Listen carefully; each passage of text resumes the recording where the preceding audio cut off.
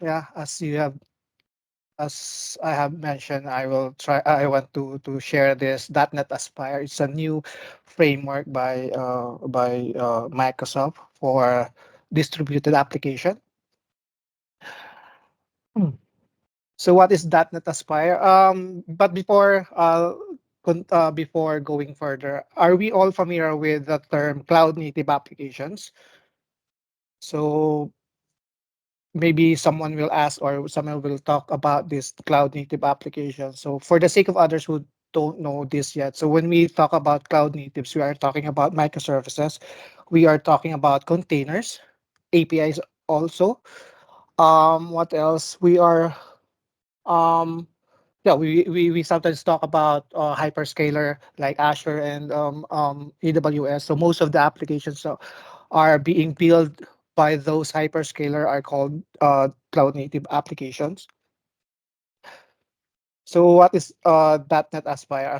Aspire is just an opinionated cloud Redis stack building for this distributed application. So it um, it gives us an easy way to make things better or make things what they call this easier.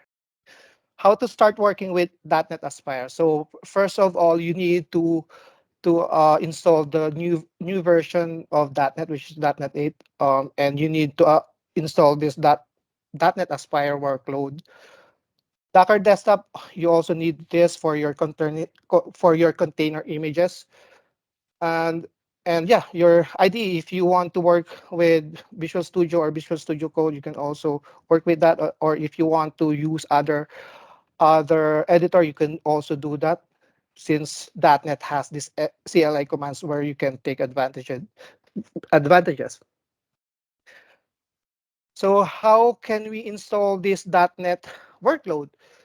You have two options. You can work with Visual Studio 2022. You have to install this Visual Studio 17.9 and up. There's already 17.10 on preview now. But yeah, when you open your Windows installer, you will have this updates where you can just install this .NET Aspire. You can just go to this .NET web development, uh what do you call this, features, and then check this and install.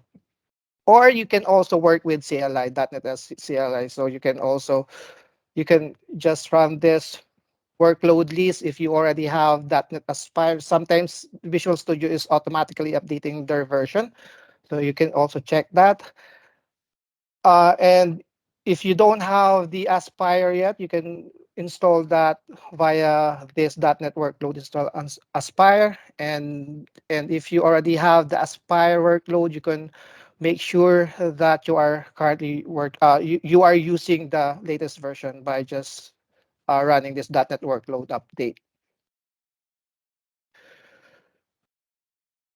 Okay, so you can create your first .NET Aspire by using Visual Studio.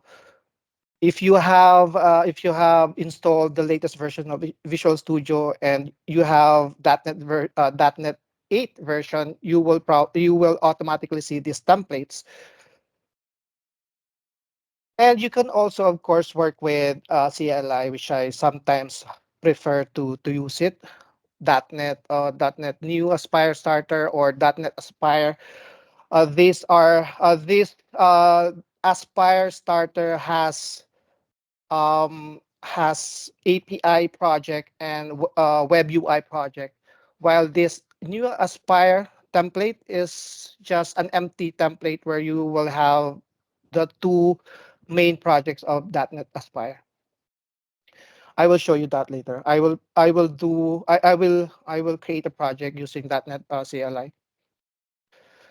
Once you have created your first .NET Aspire, you will have this templates. And yeah, the default templates here are the that app host and the that service default. So basically, that app host is the orchestrator project, which will be responsible for all the communications of your projects. Let's say, for example, your web UI is dependent on this API services. You are defining that inside this that app host project. And the other one is the service default. Your all your configurations, all the project configuration will be declared here. If you are familiar with configurable of ASP.NET Web API, they just separated. They just moved that specific part of your what do you call this project into another project, so that it will be used across different, let's say, different API services. You can define all of the configuration in this extension .cs. And yeah, I still actually I don't like this structure now, but maybe some in the future they will do something, what do you call this, they will enhance how they implemented this service defaults as a configuration project. But yeah, as of now we have that two main project: app host and service defaults. And yeah, the interesting thing when working with or when creating an application, of course we need to know how to deploy the application. So you have three options to do that manually. If you are familiar with Azure Bicep, you can work with that. If you also familiar with Azure CLI, you can also take advantage of this one. But I will use this Azure Developer CLI, which is new. And yeah, I will use this because it's much simpler than the tool Azure Bicep and CLI. Like what I have said, I will use this a Azure Developer CLI, or short for ACD app or ACD. Well, app means it you will deploy your your .NET Aspire, and this ACD app are doing some magic. So by executing this, it will automatically call the provision command and deploy command. So as you can see in this diagram, if you execute this, it will run the project to generate the Aspire manifestation JSON that will be used for provisioning the different services that you need for the Aspire application. So everything will be automatic.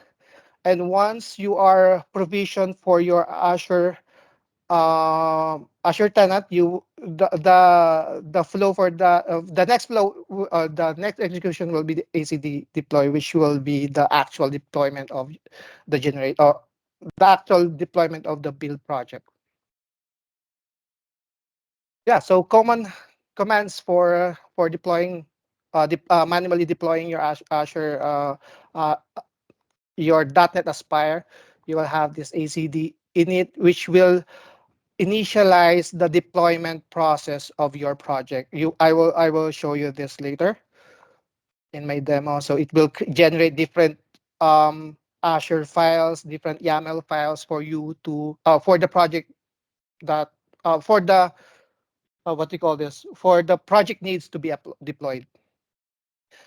Yeah, ACD login. This is similar to AZ login, which will authenticate your account in Azure.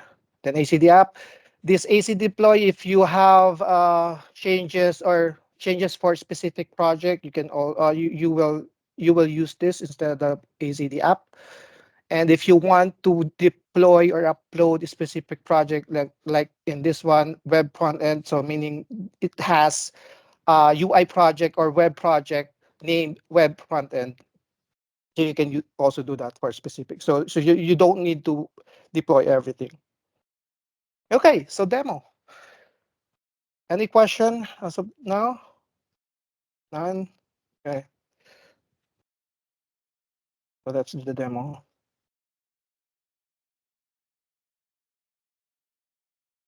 ACD. So projects, I have this actual. So in KDRR, let's be Aspire. Right.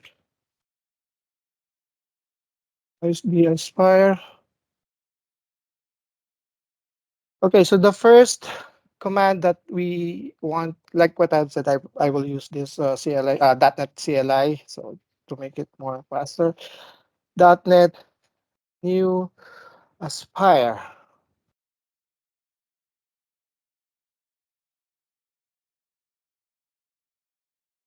Okay, so if we go to that here, if we open that, actually, sorry, I don't like that. Let me just, because that's a template. SD Aspire.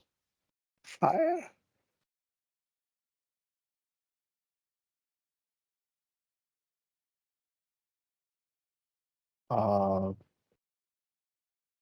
okay, .NET again, new Aspire starter.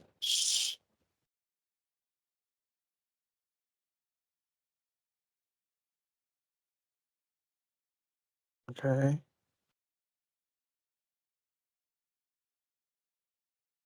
EDIs.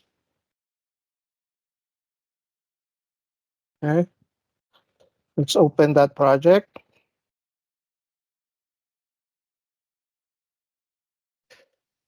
As you can see here, the CLI generated a files or project for us. So this is the the main projects here, the app host, which is the orchestrator, and the service default. And if we check this,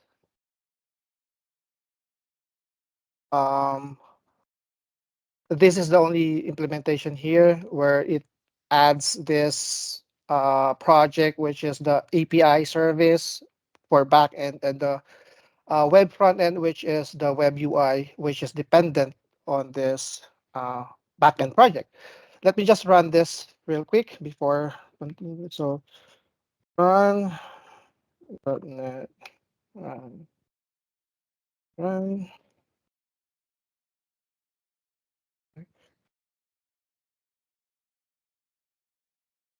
fire service app host. Okay.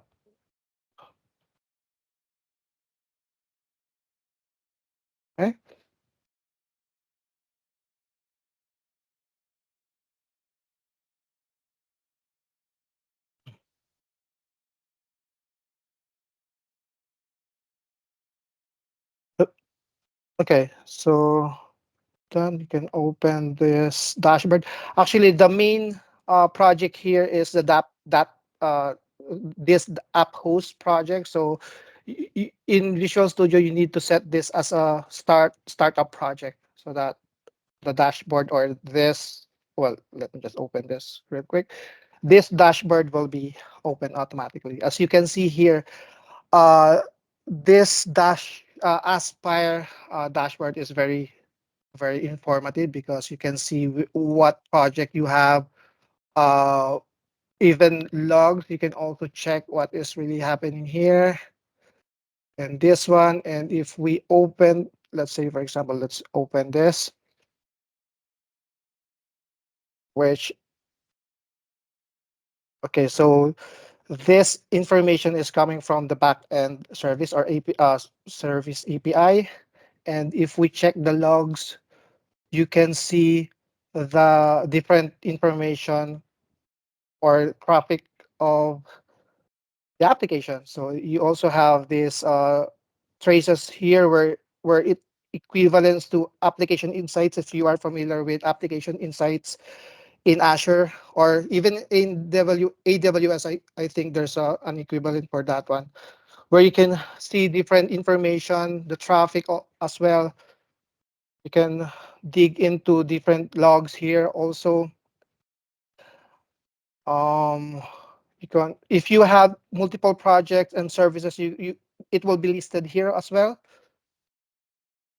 All the information of your application will also be here, like what you are seeing in application insight. So first thing, first question that you will ask, is this available when you deploy it in the production?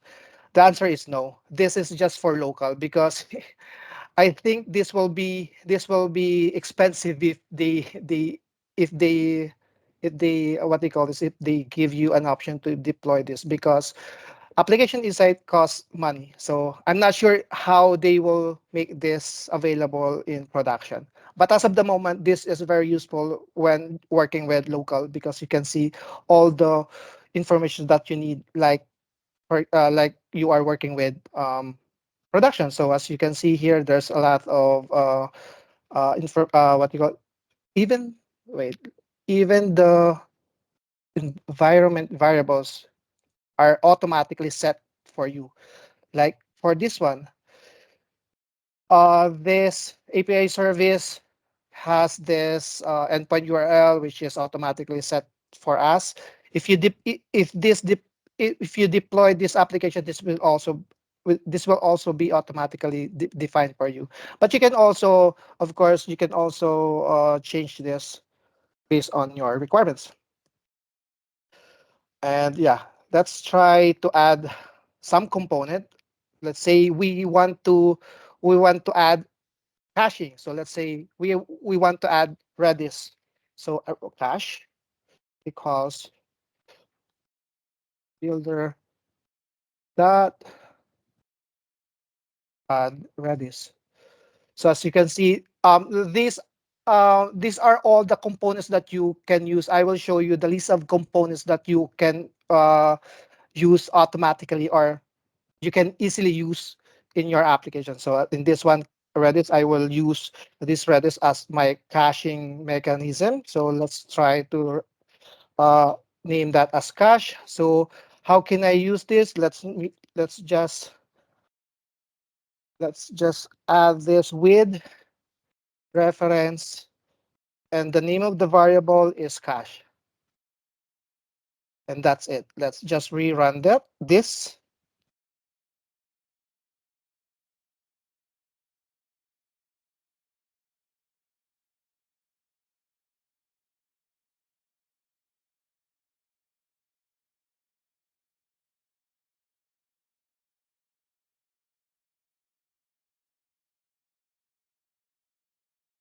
Okay, because my Docker is not running, so let me just run this Docker.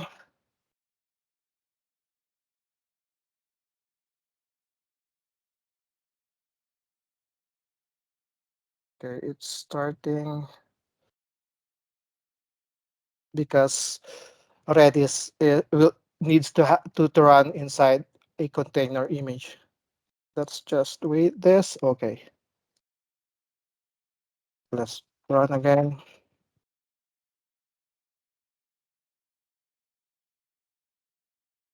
Okay. So as you can see, by just adding this single line of code and adding that as a reference, you will have this container for your for, in this case, caching mechanism. So you will have this Redis image, which is readily available for your application. And to make sure that this is really working, we can check this desktop, sorry, Docker desktop. As you can see here, there's this um, um, container, or container image, which is for Redis, which is currently running. And this is equivalent to this one. And we can confirm that when we stop this, this will automatically, what do you call this, updated the state of this cache, because we just stop that container. You can work with stop and start, starting and stopping container by different extensions of Visual Studio Code if you want.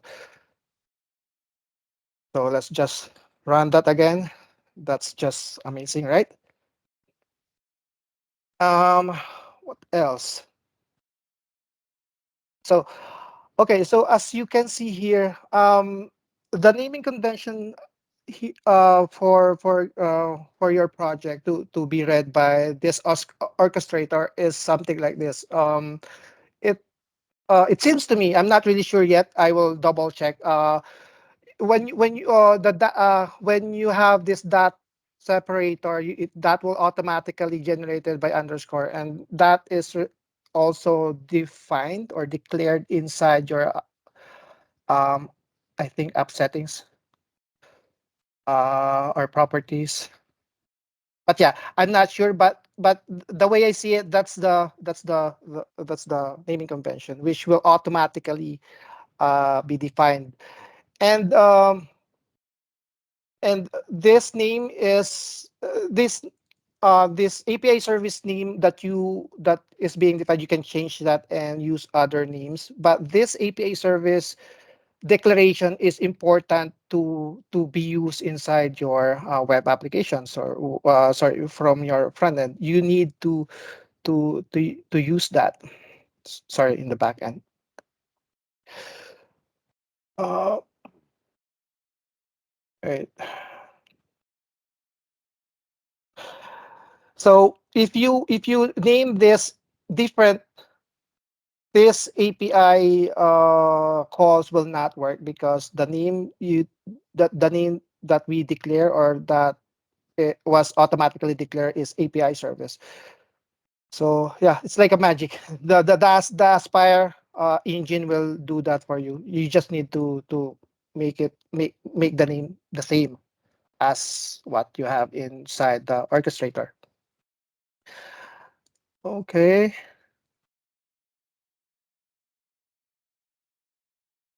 Okay. So I have other example here. Uh let me just remove that. Stop that. Uh, project project samples.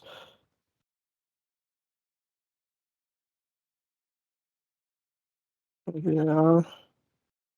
Okay, so if you are familiar with micro front end, which is a very what do you call this, is becoming popular now.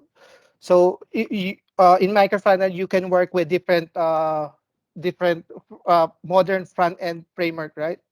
So you can use Angular or React if you want, or Vue if you want. So Aspire is also capable of is also capable of working with that. So as you can see here, we have different modern framework, front end framework, and if we run this, um,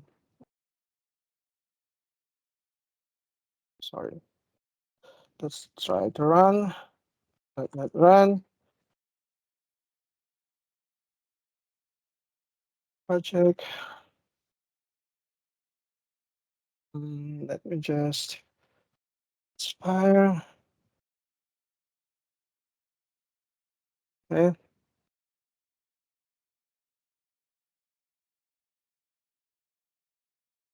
open this.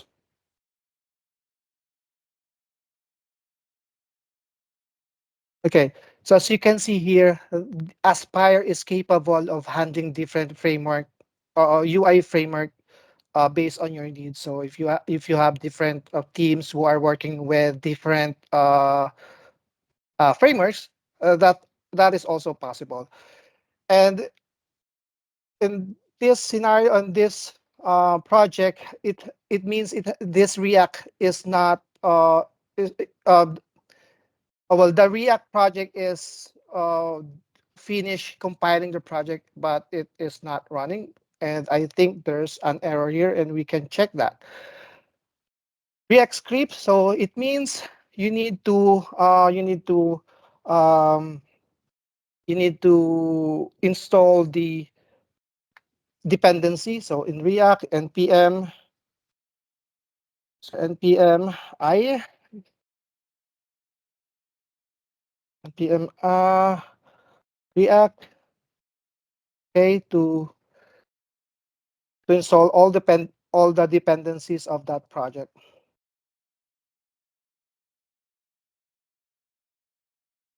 Okay, I should have. done this earlier, but yeah.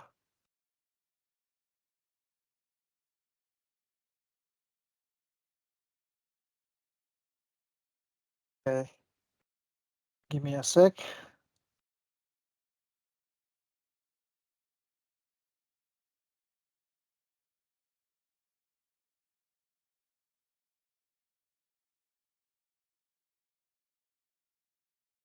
Oh, come on.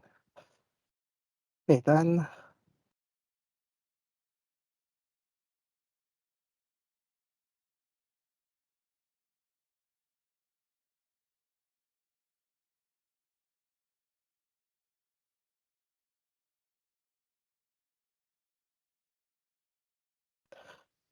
Faster.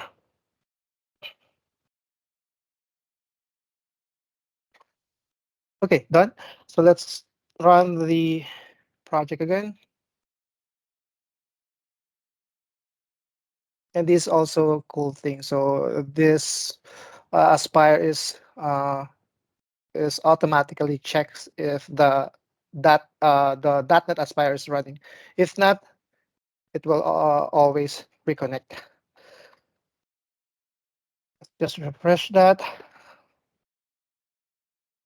So there, as you can see, this React is running now. To fix this view problem, you need to install the dependency. But we can check the different platform here. This is the Angular, which is already using the latest version. Yeah, okay.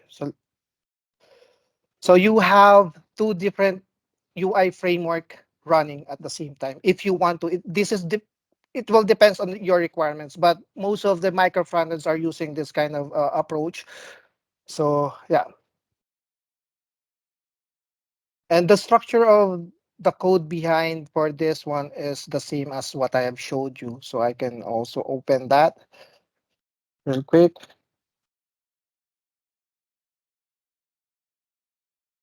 So we have app host and service defaults.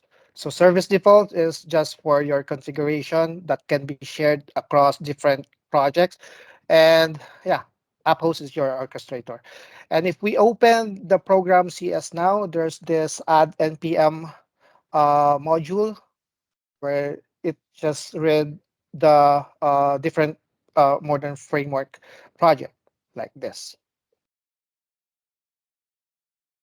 Okay, so I think you can check different different example for that for this Aspire, but maybe we can proceed with deployment demo. So I will go with the other projects that I have created.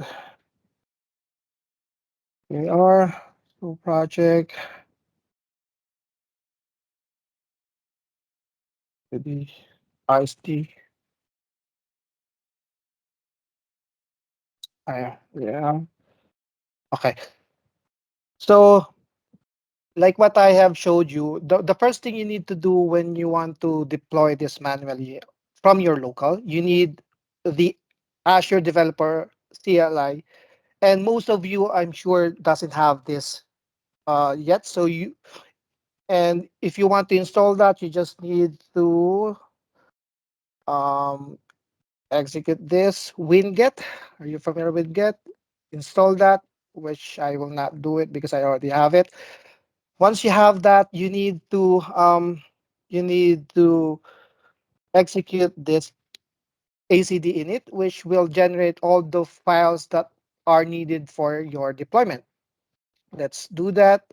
You will be prompted with this question. Use the code in the current project so that the projects will be read by by this Azure Developer CLI. Let's just let's just choose that.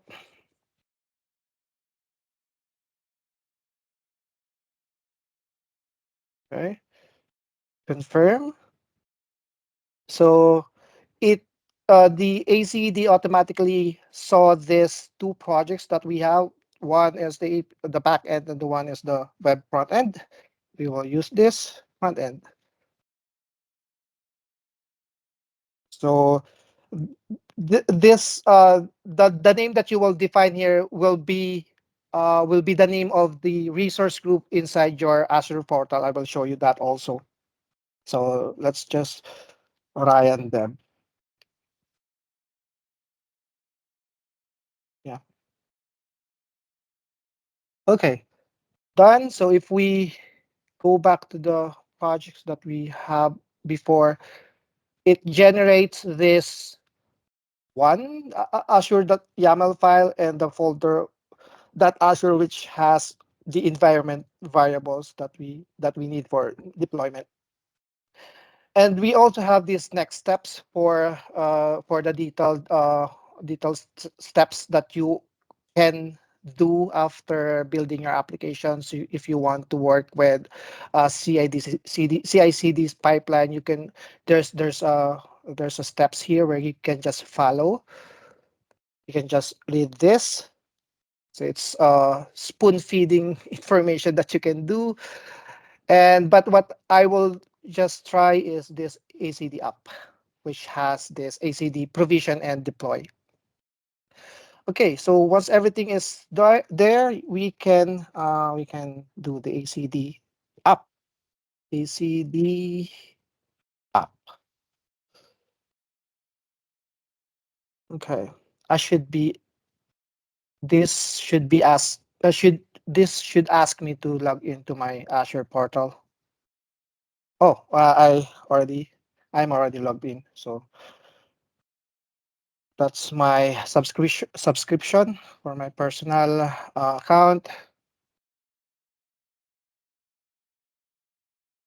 Okay.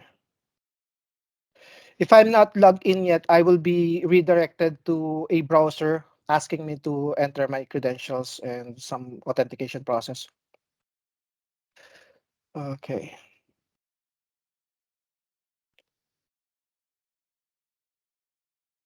it is generating different resources. Now it generates or it automatically created this resource group named RG Ryan Dev in Azure portal. The container registry also is being generated or being added. Okay, another service which is the lag analytics. And yeah,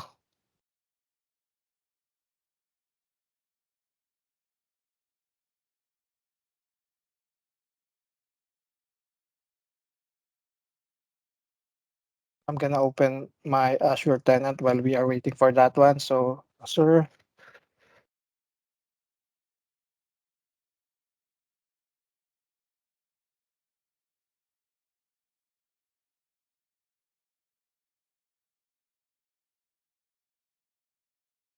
okay, resource group. It's here already. The resource group is successfully created.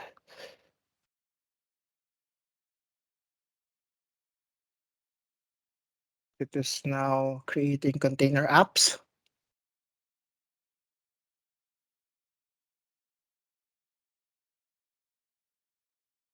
Let's just open this.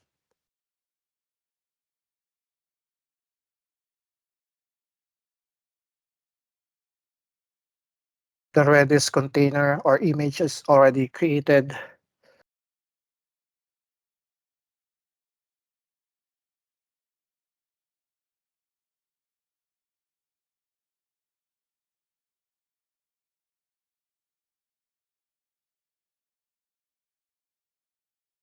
Okay, so while we are waiting for that, but I also want to show something nice about this .NET Aspire.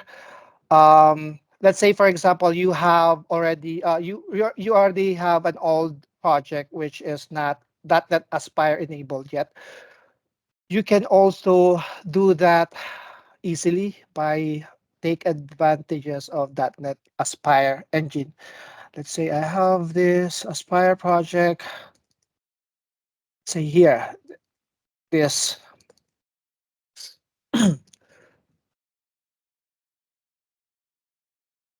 Unfortunately, I don't know the commands yet for doing this doing this manually. I mean, doing it via command. Okay.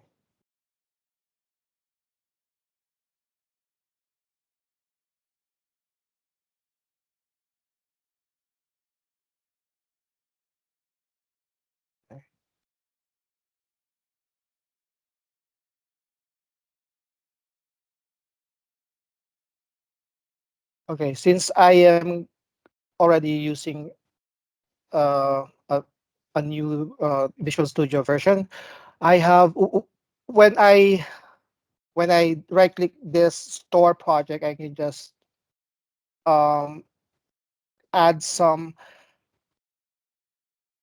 hmm, which is not here. Okay. No, because I already installed the 17.10, so I should open this using the new the preview version. Sorry, open, because it should have this option where .NET component support, something like that. It should display that. Okay, once again.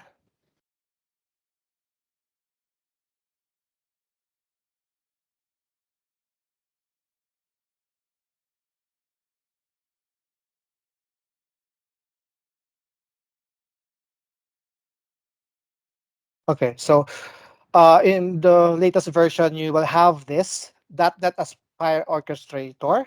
If we click that, yeah, okay, so it will create this app host project and service defaults, which is needed for an .NET Aspire project. Let's just uh, click that OK, and that's it, I think.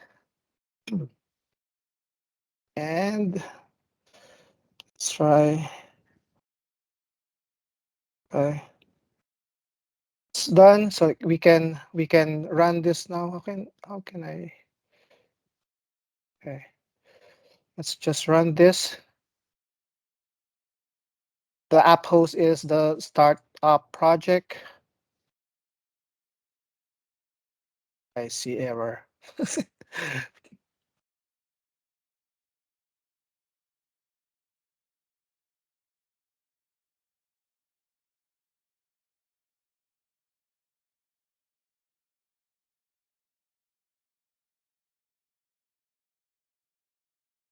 Okay. So yeah, but by just having that new version of Visual Studio, you can convert your existing project into an into a .NET Aspire project automatically. Same goes here. You can uh, you can add different components by just adding something in your app host project. So basically, this uh, line of code is just calling uh, this store project. And if we want to add this products, I think we can just do this product products products. Yeah, stop and try to run again.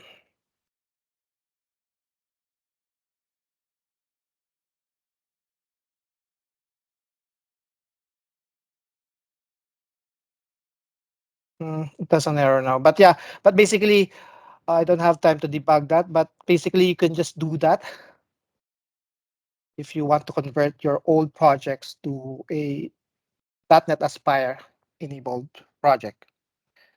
And if we go back to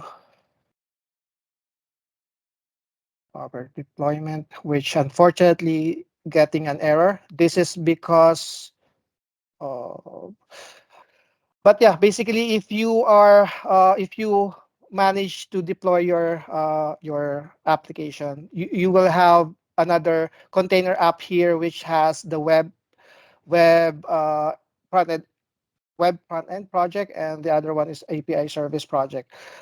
But yeah, maybe we can go to Aspire real quick.